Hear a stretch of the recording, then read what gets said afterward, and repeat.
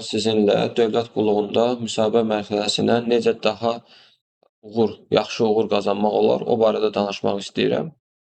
Burada iki məsələyə toxunacağam. Birinci məsələ ondan ibarətdir ki, vakant vəzifələr seçərkən vəzifə proqramları bir-birinə uyğun olan vakant vəzifələr seçin. Çünki bu sizə həmin vakant vəzifələrə daha yaxşı hazırlaşmağınıza kömək edəcək. Ola bilər ki, birinci və ikinci mərhələdə uğur qazana bilməzsiniz, müəyyən çətinliklər olar.